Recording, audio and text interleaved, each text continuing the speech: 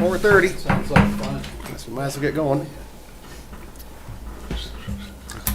Mac TV's ready, so we're ready. Let's call the meeting order 4:30. Want to start us out? Roll call, Bob? Bacon present. Sajid Chowdhury present. Fig present? Zalid present. Kikwan present? Coin present. Byers present. Sweet present.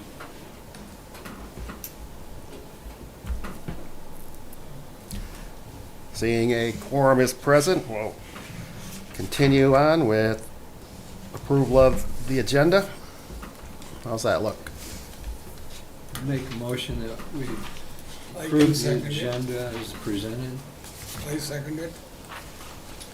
Got a motion by Fig, support by Chowdhury to approve today's agenda. All in favor, say aye. Aye. All opposed, the same. The agenda is approved. Moving on to agenda item number 4, approval of minutes from April 18th, 2023, regular meeting. How are those looking?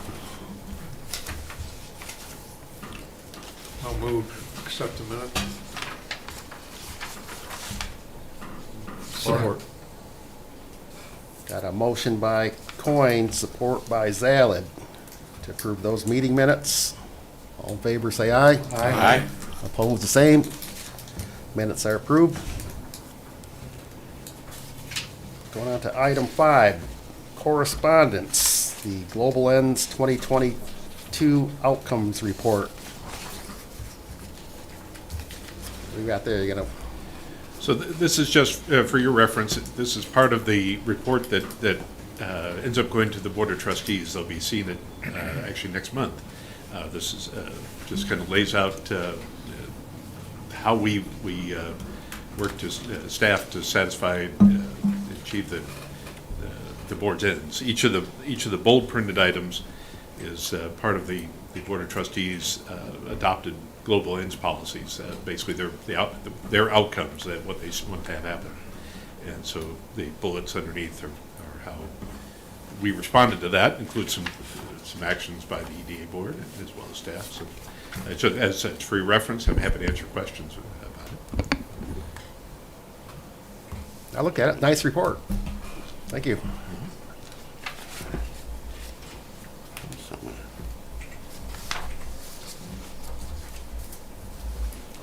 Any questions or comments on that Global Ends Accomplishment Report? I was looking at the sidewalk construction, and I noticed this is an annual, I think, annual number of feet that has been put in since 2019. That is correct. And I was impressed to see that the public, the township, put in such a large number of feet. And I think that's worth noting. I think that it's a great public service to the community, and I hope we can continue that.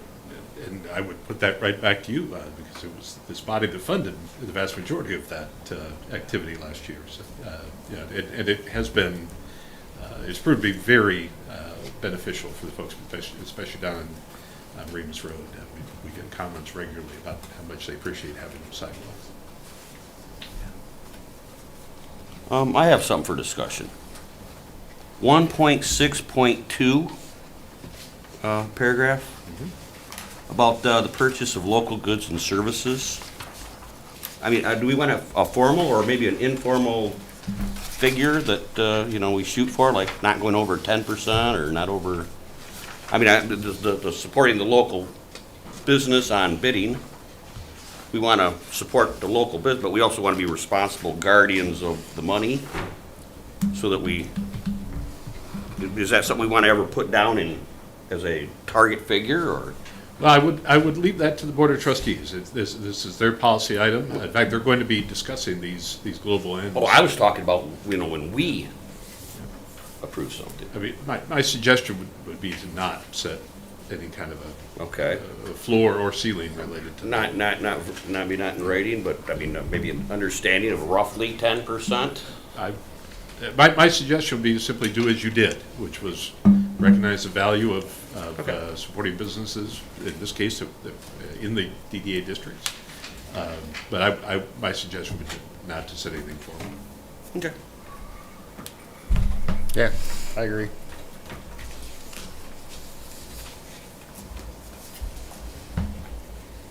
Any more comments on the 2022 outcomes report to be presented to the trustees?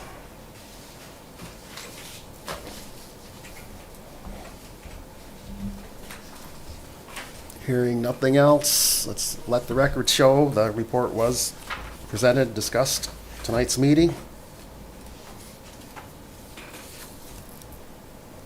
Unless you have any more on that? Yep. On to public comment.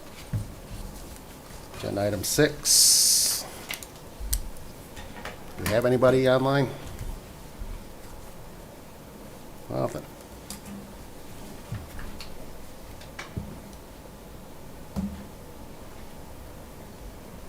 And move on to agenda item 7, reports. Accounts payable. Good afternoon, everyone. Afternoon. So let's go over your accounts payable for April. We had a payment to Consumers Energy for the East DDA for $298.41. That's for the streetlights on Pickard. And then there were some bills, a couple other bills that came through for streetlights on Pickard. That was paid on 5/11 for $82.88. And then we have a check to Isabella Corp. for $11,925. That's to, that's the final payment for the demolition on the Yates Drive property. So that project is now complete. And we have a payment to Michigan Economic Developers Association for $162.50. That's half of the 2023 membership paid by the East DDA. So we have a total accounts payable tonight of $12,468.79 for the East DDA. Are there any questions? Questions, comments? Get a motion? So moved. I move. Let's go. Motion by Bars, support by Chowdhury to approve the East DDA payables. $12,468.79. All in favor, say aye. Aye. All opposed, the same. Abstain. One abstention. Mr. Zalet. And motion's carried. Okay, moving on to the West DDA, we just have one check for $162.50 to the Michigan Economic Developers Association. That's half of the 2023 membership. So we have a total of $162.50 for the West DDA fund. I'd make a motion that we approve, make the payments for the West DDA in a total of $162.50. Support? Got a motion by Mr. Fig, supported by Mr. Sweet. Hearing no more questions, all in favor, say aye. Aye. All opposed, the same. Motion approved. Okay, moving on to the East DDA revenue and expenditure report. All of your expenditures that you just approved are posted here. If you look at the revenue, you can see that interest earned is doing really well this year. It's at about 150% of budget. So we'll be doing a budget amendment later this year for that. And then when you look at the expenditures, it's kind of early in the year. So for the East DDA, Right now expenditures are only at about 2% of the budget. I'm sure a lot of the projects are in process or we're thinking about doing them, but they're just not, we don't have any bills toward them yet posted here. And then moving on to the balance sheet for the East DDA fund, you have about 1.8 million in assets and about 1.8 million in liabilities and fund balance. And we did finalize the audit and we closed out the year of 2022, so you'll see less here as far as beginning and ending fund balance. So everything's been rolled over to 2023. Are there any questions on the East DDA?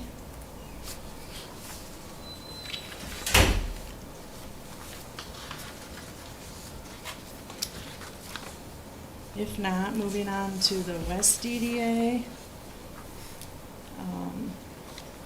In the revenue area, the interest earned is about 70% of budget. That's also doing better than we expected. Interest rates are higher. And then in the expenditure area, again, not a lot of postings here. We've got projects outstanding.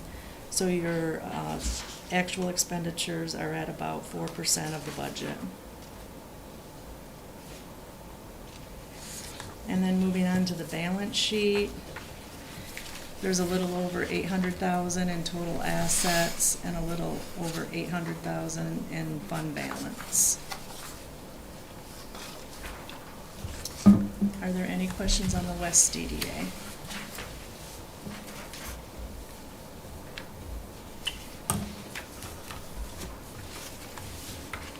If not, thank you very much. Thank you. Thanks, Gary.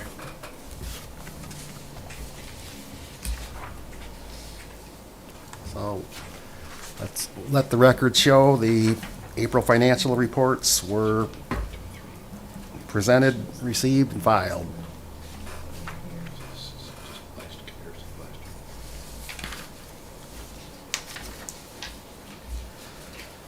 Agenda item 7C, page 22 in your packet. You see the board expiration membership dates. And page 23 for your information.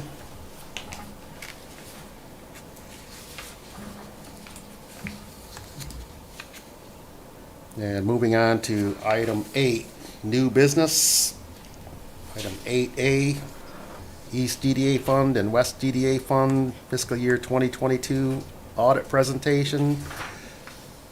Haley Barnes. I'm gonna hand these here, maybe you guys can pass them around so you have a hard copy. It is up on the screen, I see. Oh, perfect. Okay. Different setup than the other night, so. Want to introduce yourself and your company? Yes, so I am Allie Barnes from Yo and Yo. We are the audit firm that is hired to perform the annual audit of the township's financial statements.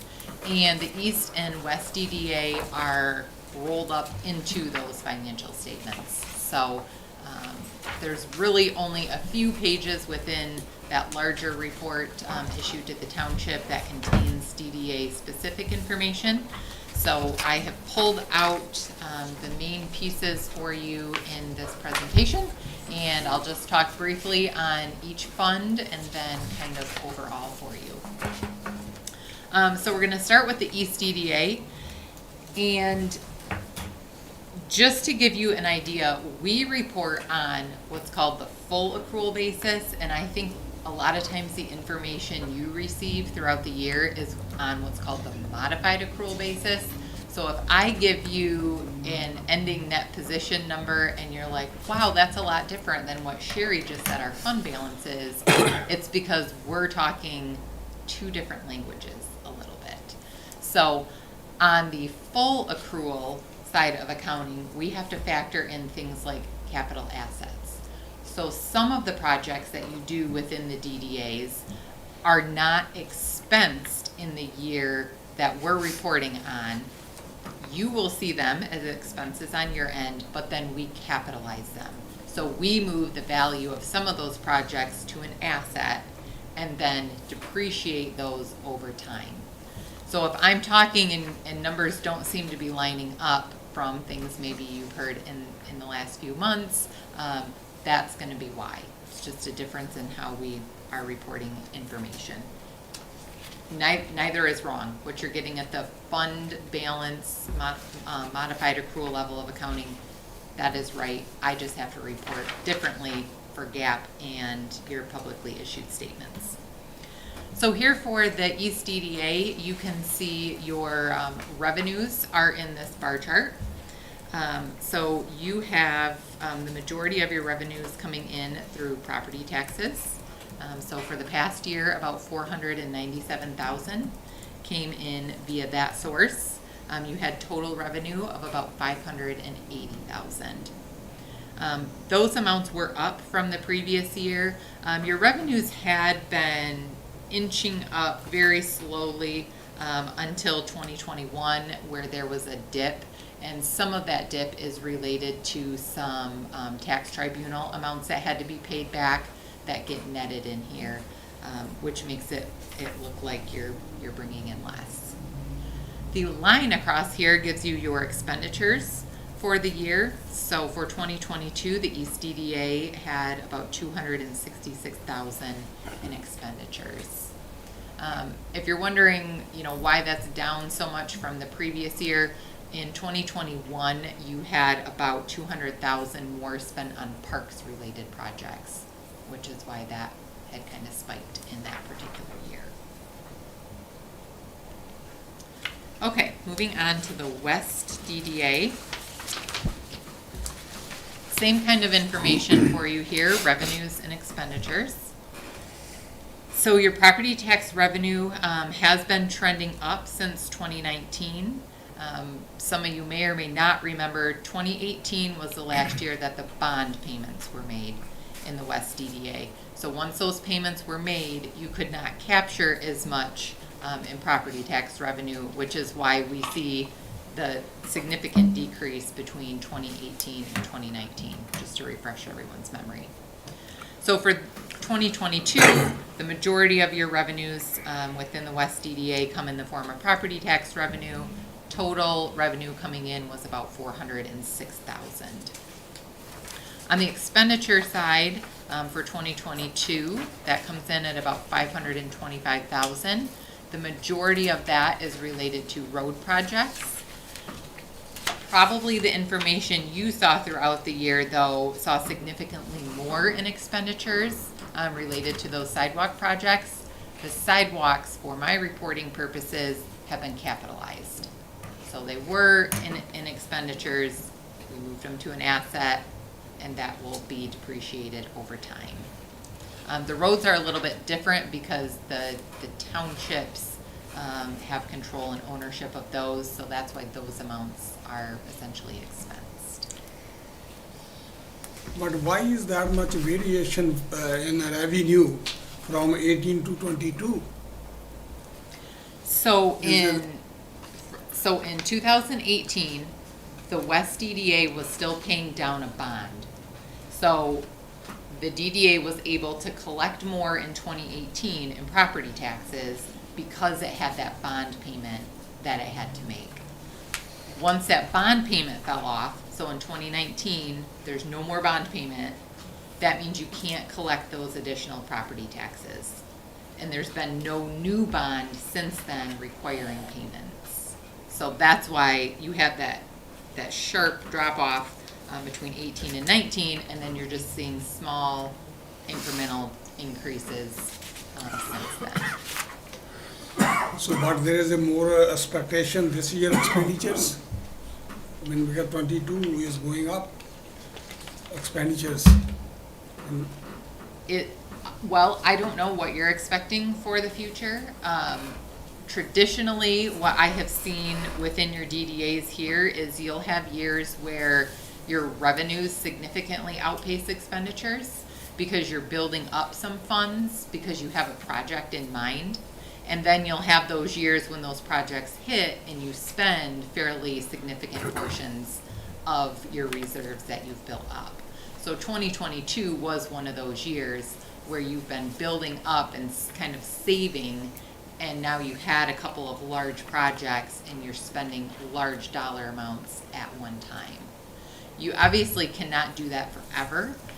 If that line continued to be above the bar chart for a significant period of time, you would essentially run out of money. So you don't want to do that every year, but saving up for larger projects, that is okay.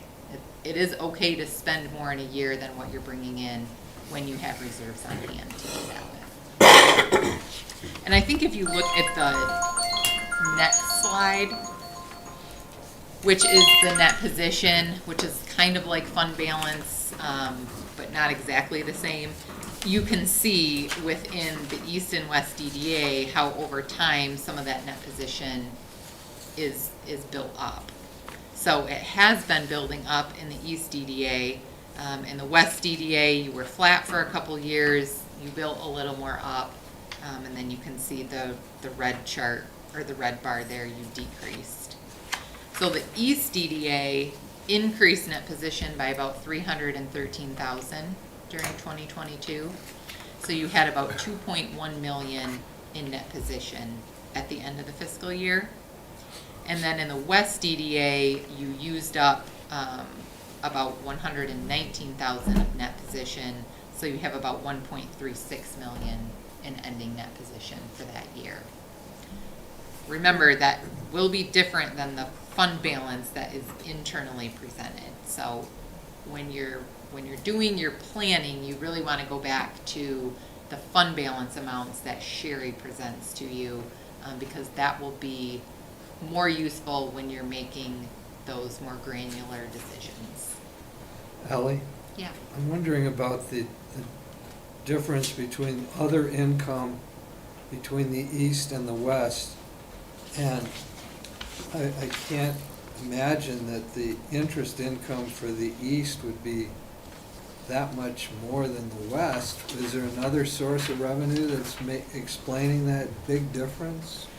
I think, and Sherry can maybe correct me if I'm wrong, but I think there is sometimes grant revenue that it gets recorded in the East DDA. Part of it is that state aid revenue from the LCSA. We get a little bit of money back from the state for lost person property tax. And I believe that's lumped in with the other revenue line. Yeah, so that would be, we consider that a type of grant revenue. Which that explains the difference, because the West doesn't have that kind of Right. situation. Remember, we talked about that once before, a few months back, where I do, I have $60,000 budgeted in the East. yes. And I don't have anything budgeted in the West because last year it was only like $500 or So it's right there, $300 for the okay. West. So there's a big difference between East and West in that regard. Okay. Thank you. All right, and lastly, just wanted to touch on the fact that related to just the DDAs, we did not have any internal control or compliance related findings. So no material weaknesses, no significant deficiencies, and nothing to the level that we would need to put in writing to the management team and the boards related to the township. So in that regard, looked really good. Sherry is excellent at what she does. She's a master recorder. So she really takes a lot of pride and spends a lot of time on attention to detail in prepping for the audit and making sure that what gets presented is accurate information. And I'm happy to answer other questions if you have them. Are the full audit reports available online through the system? I couldn't find them, that's why. I did post them on the accounting webpage, which is on the Charter Township agreement page. Yeah. I just see it, I see a condensed version like this. I was looking for all of Oh, the full, I posted the full financial statement on there, but do you want me to email you one I? it. No, it's okay. No, I was trying to find it online, so. On the calendar, did you find the calendar page? Yeah, I just looked at it again too. I still can't find it there. Give me some time. Call me tomorrow and I can try to walk you through it.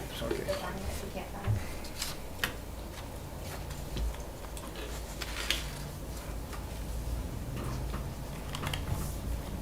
Any more questions or comments? I think it's a good report. Yep. You guys, Sherry, you guys did a good job. I think this, I like this executive, high-level presentation, but I knew he was gonna ask for more. No, He's our not- banker on the board. I can do that at home. I didn't- No, thank you. Okay, thank you.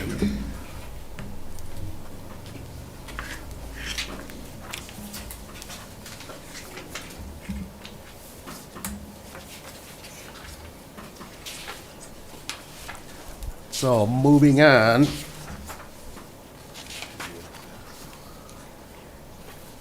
Agenda item 8B, annual elections. Couple ways to do this. The board starts with the chairperson. Whoever is elected chairman then conducts the balance of the meeting, so. Here, is one way. Then you can motion to open up nominations. So start with a nomination. You up for re-election? I know you just assumed not, but I'm asking, so. If nobody else will do it. All right, I nominate Tom Keekon for chair.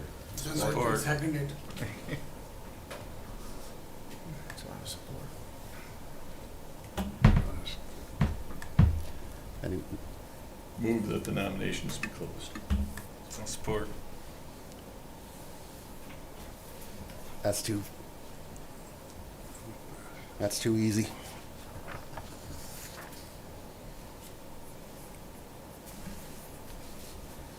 Okay, so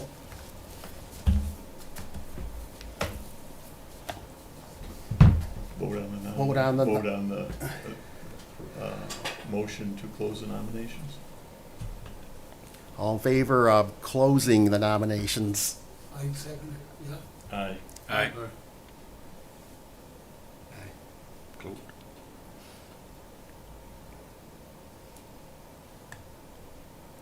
So with the motions, nominations closed, I guess we can, what other positions do we have?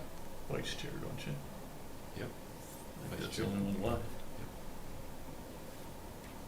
So open nominations to vice chair. Nominate the guy that's not here.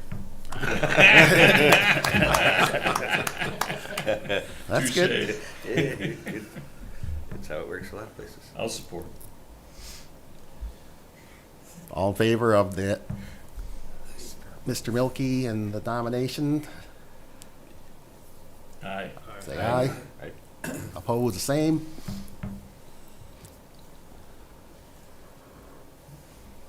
Then we need to close that? Close nominations or Probably could. Already did, didn't Yeah. motion to Move close? that we that close was the- nominations. For Tom. we? Oh, for Tom. Yeah. Oh, I see. I close it again. I'll support closing nominations for the vice chair. Support. Support. All in favor of closing the not vice, say aye. Aye. Oppose the same.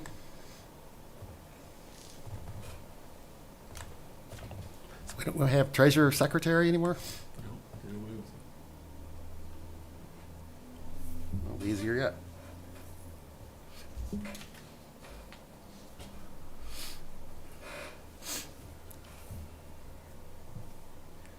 So continuing on, I guess.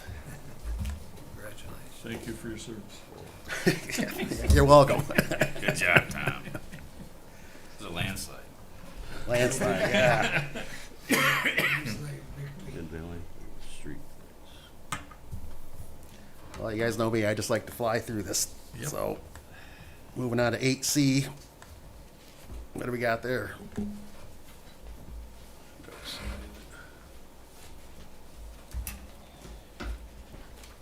Thank you. Item 8C is actually our first application under our East DDA grant program. This is an application submitted by Denny Mitchell from Mid Valley Structures. And it's requesting grant support for a sign project that they're working on. They, of course, have an existing pole sign out there. You see a picture of it in the packet. They're proposing to replace that with a monument-style sign that would also include an electronic message board. They're going to use the existing foundation. It would be a monument-style fixture that goes in place, and they have the details in there. You see they're asking for total grant funding amount of $5,000 on their $14,000 and change project. We did review the application and found it to be in good order. This is the 5,000 is the maximum grant award per the guidelines that you set for these types of grants. They have applied and received a permit for the sign, so that's all in good order. The sign meets our requirements, so this is brought to you for your consideration. The one item I would note that we did include in the draft resolution was to make issuance of the award itself contingent upon verification by our zoning administrator that the sign has installed matches what was on their approved zoning permit.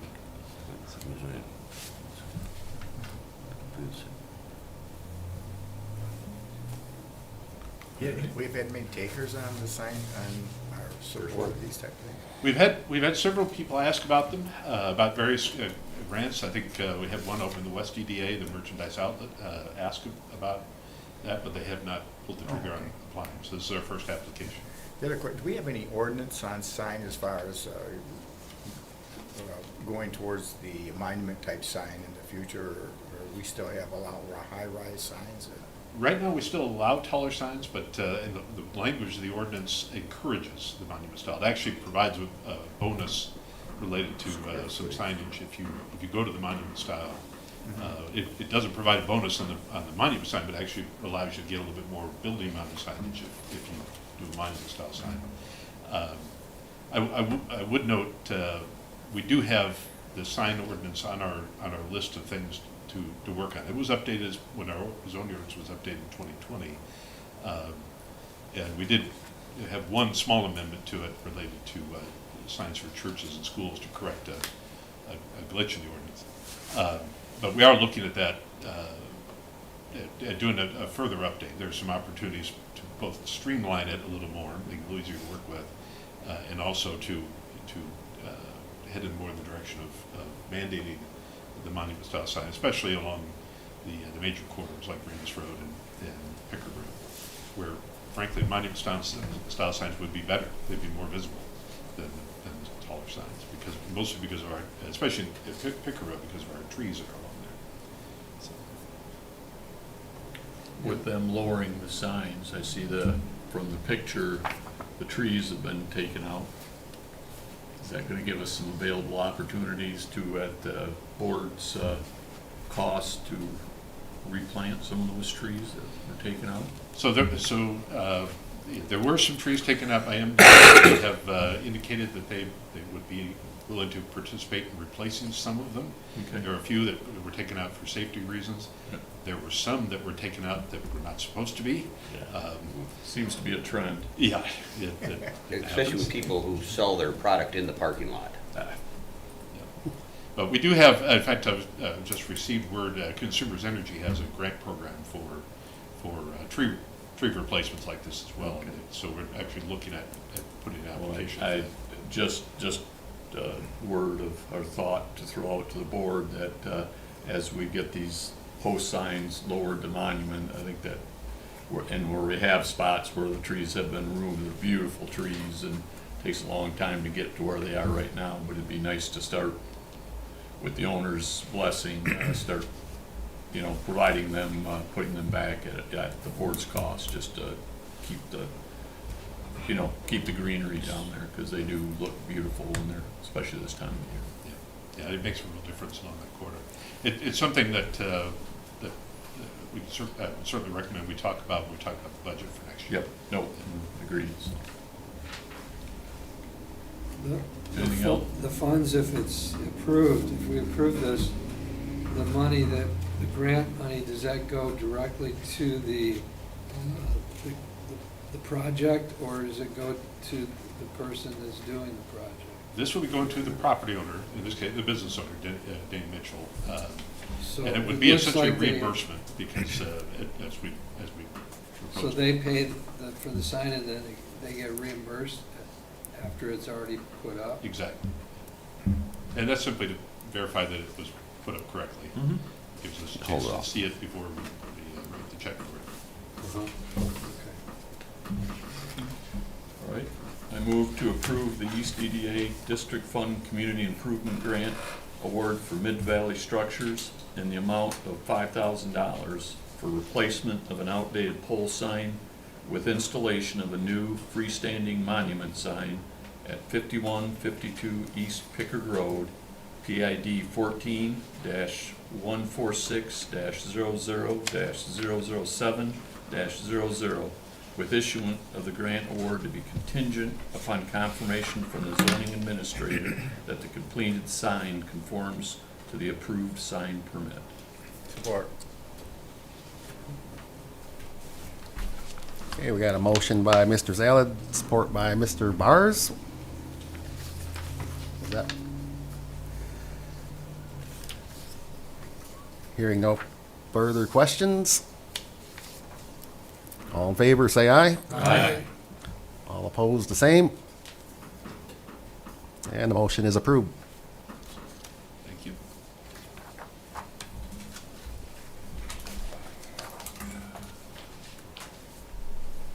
And moving on to agenda item 8D. What do we got there?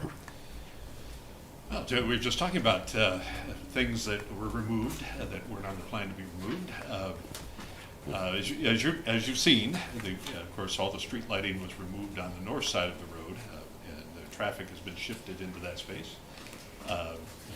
Enjoyed that, our new temporary travel lane on my way to work this morning for the first time.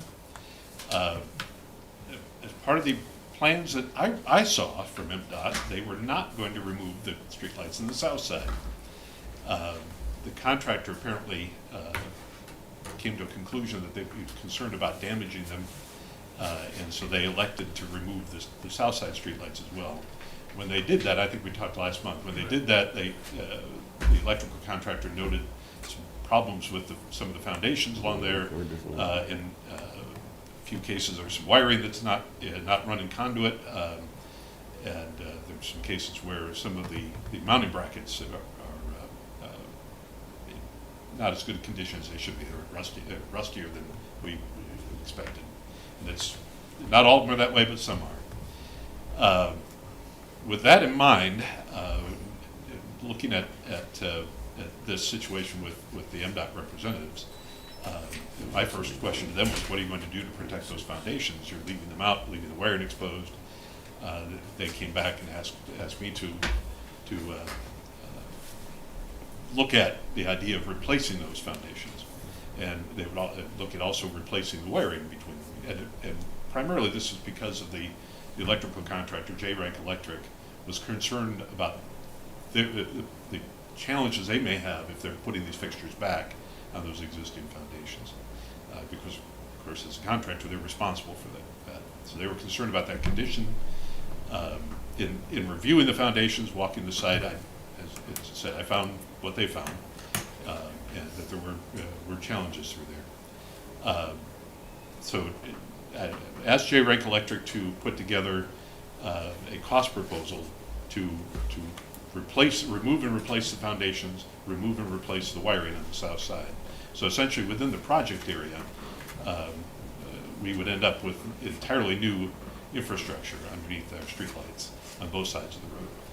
MDOT is paying for everything on the north side. They are paying to store the streetlights on the south side, and they pay to remove them, and they'll pay to put them back. But they would not pay to do anything with the existing foundations or wiring. Initially, I have an update on that that's not reflected in this packet. So one of the discussion items that came up was, they said, well, can't you have a contractor, your contractor, come out and do those foundations? And my response to that was to ask them, how would that work with your project? And the answer was, well, they couldn't. Block Electric could not go out and block the right-hand lane of traffic, the eastbound lane of traffic, to remove foundations at the same time that that's the only travel lane that in place there. So we really had to look at working with the existing contractors for this MDOT reconstruction. That's basically J. Rank Electric. So what you have is a cost proposal from one company, the company that is the electrical contractor for the road reconstruction. The cost you see here is exactly the same, based on exactly the same rate that they are charging MDOT for the work on the other side of the road. So that project, of course, they were competitive bid process for that, so we essentially have the work done on the south side at that same competitive bid rate. They gave us the proposal of a total of $171,000 and some change, and that would include removal of the foundations, removal of the existing wiring, and then replacement of those elements back at time when in the road reconstruction project they can do that work. And it includes the ancillary elements around that. They would be following the same design as on the north side. So, for example, they will be putting in conduit for our irrigation lines. They won't be doing the irrigation themselves, but they're setting the foundations up so we can string our irrigation through them, which is the same as what we had before. The news that I have that's not reflected in this item here is that as we was discussing this with MDOT, one of the first things I asked them was timing-wise, how are we going to get all this done? For us, this amount is not reflected in our budget. So if you were to take action to approve this, there's still a need for the Board of Trustees ultimately to approve a budget amendment, and they do need the foundations out sooner than that. And so I suggested to MDOT that they look into having their funding sources give them approval to pay for the $5,000 to remove the foundation wiring. And I just received word actually that was approved. So the amount now, our actual amount is going to be $5,000 less than this 171. My suggestion for your purposes today is to stick with what we have. I don't have anything formal from MDOT. I've just been told that they're going to do that. It allows them to then act on the removal of the foundations if you approve the rest of this project. So in the end, as I said, MDOT has agreed to pay $5,000 for this work to allow that to be expedited. So it will be same amount will be as is on north side, like 171 you were saying? So the cost the cost is I think maybe a little different. The number of streetlights in the north and south sides are not the same in terms of how many were removed, but it reflects the exact same rates that they're charging MDOT for the work based on their competitive bid. Rodney, when you said the conduit, I assumed you were saying that the conduit is going to be put in on the south side the same as it is the north? Yes, as part of the irrigation. Yes. As part of the project, the road project, MDOT is actually running the pipe for conduit under all of the driveways, wherever it needs to go. They're providing the conduit based on the original plans that we had for irrigation and for the street light. They're providing all of that they're prepping the irrigation and they're providing for the wiring as well. As part of this project, we would end up with entirely new wiring for the streetlights within their project area. All that would be installed new.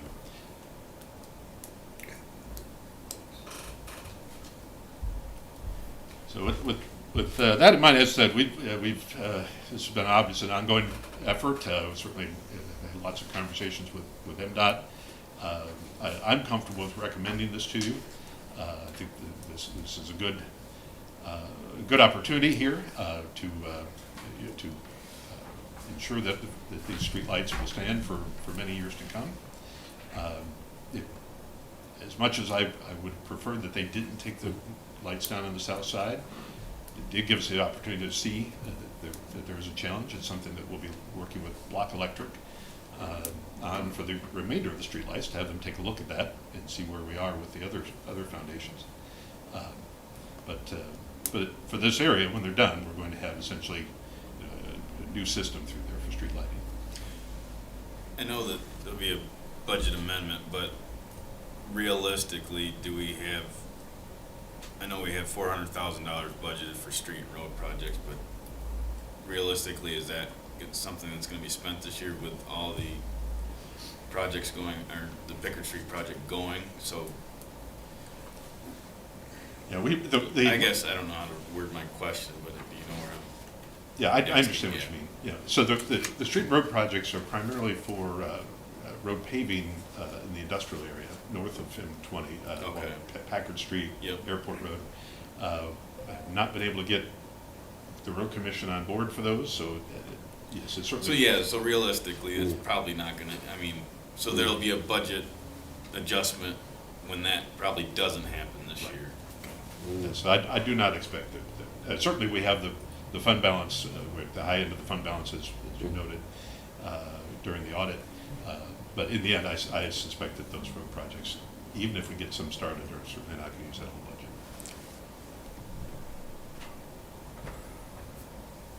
Yeah, I still have a kind of a bad taste in my mouth how this all went down. Nobody likes Having this business, I have a disdain for contractors that make work for themselves and expect others to provide them with conveniences at our expense, but I don't buy that. Probably the only thing I would add, and I don't think it has to be in a motion, is I think one of the things I think we'd like to have, now that we've got new wiring, there's absolutely no reason to guess where that wiring goes, and we really do need to have maps that we can locate and turn those streetlights into the mistake system so that we can hire somebody to locate those in the future. And that is actually a requirement of the MDOT contract for the road. Okay, So, yeah. So, They should give the blueprints for that. well, more important, blueprints are one thing, as-bills are another. Yep. So they actually know where the lines are, not where they were drawn up by the engineer. So, no, that'll be, and the other reality is that with the work they're doing, they've got I see drills and I see other utility contractors out there working on that south side, making a mess. The real question would be is, how much damage would have been done to our streeting lights and how much it would take on our part after they left and after the warranty period there, that could have been very easily an ongoing problem for a long time. So MDOT basically doesn't take any responsibility for something in the right of way and our streetlights are in the right of way. They courteously allow us to have those things in the right way, but no, they don't take any responsibility. If it did, you'd be on. And I say that's not entirely true, because they have taken some responsibility. I mean, for even here, they're taking responsibility for removal of those foundations. The lights under the bridge, they've removed all the wiring, they're gonna put all that back. Frankly, those lights were not actually on their plans to remove. They were gonna work around them. But there again, the contractor, as they came in, said, we need to do something different, and MDOT is taking responsibility for that. So they certainly are a partner. As I said, I would certainly love it if they didn't change things and not let me know. The south side, the digging in the south side margin was only supposed to come in a couple of feet from the curb. And I saw the guys over there that took it all the way to the sidewalk and along the whole length. And I asked about that, and it was, well, that's just what we do. But many, they may be having some kind of insurance also, those people. So if there is something bigger mistake they make, we can go back on them to rectify those mistakes. So insurance is involved there because they always have insurance. So we should keep the copy of that insurance with their project to see submission. Am I right? I'm not sure. No, because every contractor has a insurance. So they are, because this is in the MDOT project area, this work essentially gets covered within that same policies that MDOT already requires from the contractors, both the general and in this case, the electrical subcontractor. So I'll certainly check on that and get a copy of it, but we really are covered within that overall project. Yes, thank you.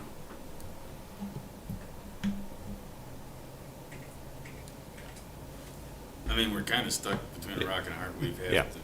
Yeah, I don't. No one likes surprises, but it is what it is. As Rodney said, when it's done, we'll have all new Yeah. Right. foundations and lighting, and we know where it's at. And so there is some benefit, whether it's worth $171,000 is Hard to know. hard to know. But there, like I say, it will be a system, and there's no reason why we should ever have any more problem, because that's the major project for the next 15, 20 And years. like Rodney said, it may be indicating that there's some other issues with other lighting bases and wiring that has been up about the same amount of time. Right, it certainly is an indicator that we need to check, and so we'll have Black Electric take a look at that. So they are taking from Mission to the bridge, that all the way through that? For us, it's just a Packard Street. The part in the township is basically from the US 127 interchange to Packard Street at the city border. That's the work that's going to be done this year, and that's all in the township. Next year, they'll be working all in the city, basically from Packard Street through the Mission Road intersection. I'm ready to make a motion Go do it. to approve the M20 Street Lighting Foundations upgrade contract with J Rank Electric in the amount of $171,186.75 to perform all work as specified in the quote document for the streetlight foundations restoration and replacement of the underground wiring on the south side of M20 to amend the fiscal year 2023 East DDA fund budget to authorize an additional appropriation of $1,171,186.75 for this project, and to authorize the township manager to sign a service agreement with J Rank Electric for this work. Support. So maybe put something there like as comparable to north side. Because this is going to be the same thing, what they have done on the north side should be done on the south side, same, comparable. Am I right? Yes, design, they're using the same design. Yeah. They're following our design. When these fixtures were installed, MDOT has those plans, and they're actually putting back Pretty much exactly what's in same, there. pretty much same. Yep, all the same. So you put them on north and west there as compared to north, it will be done in the same way. Yep. Any more comments, questions? Nope. Got a motion by Bacon, support by Fig for this request for EDA board action. All in favor, say aye. Aye. All opposed, the same. And the motion is approved. Thank you. Is there room for reluctant?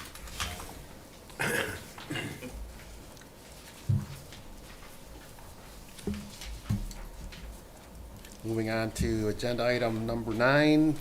We got pending business. Anything there? Anything on director comments? Thank you. I just have one item. Actually, it's related to those same streetlights. as part of the process of removing those streetlights, had the opportunity to take a look at the streetlights in storage. The J-Rank Electric pointed out that some of them are a bit worn. The paint is a bit worn on them, frankly more than a bit worn. These fixtures were all powder coated initially, which is an excellent way to treat them. They are cast iron, so they will rust if they're not treated.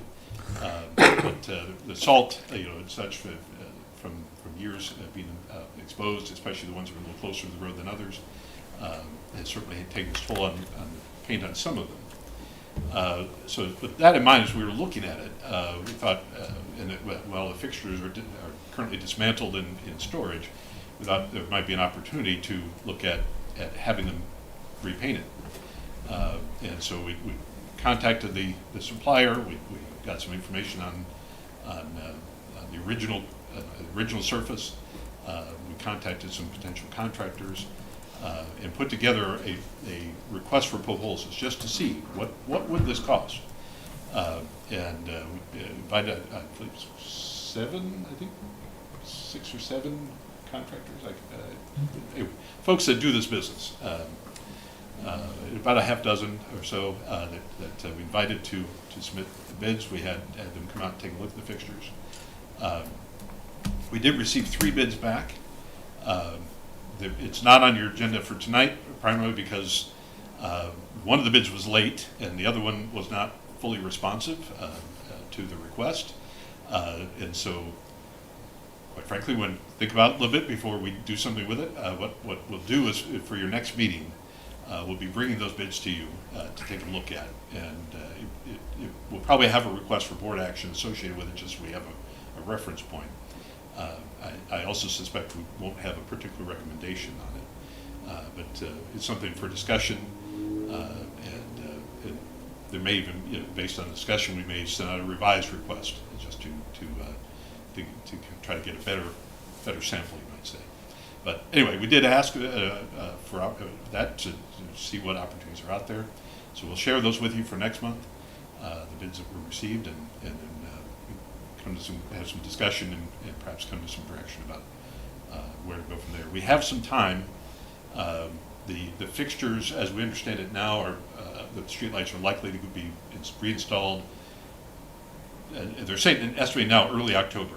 It could drift back a couple of weeks, it could drift forward a couple of weeks, but that's the time frame. So we have some time right now where we could have them repainted while they're dismantled. We also could put them back up and have them painted in place. We couldn't powder coat them in that circumstance, but that is an option as well. So we'll that's kind of a coming attraction for next month. Okay.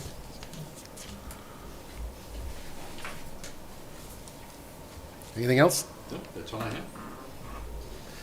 I think that's a great idea. I mean, it's almost when they're down, we're almost foolish not doing it. Yep, no, I agree. Swallows time. So, thank you. You would think that would be a benefit to doing it more efficiently Yeah. for a contractor. Well, we don't have to pay to take them down and put them back on. Okay. I guess getting whatever we painted or powder coated in a shop is gonna get a much better product than trying to do it out in the field. Oh, yeah. I apologize. I was just reminded, and thank you, Amy. There was one other item on my list that I didn't write down. The township is in the process of looking at scanning our historical files. We have a basement full of documents, building permits, site plans, and such. We had a flood in 2017 that ruined some of them, and we'd like to. We currently digitize everything comes in. It's all we get it, receive it digitally. It's put into our BSNA software. So we're not adding to that collection downstairs like we were, but looking at bringing all those systems in, all those files into our digital world. The state of Michigan actually has a preferred contractor, it turns out, to do this kind of work, to specifically work with local governments. That went through a competitive bid process with the state of Michigan. And it's called Graphic Sciences, Metro Detroit area.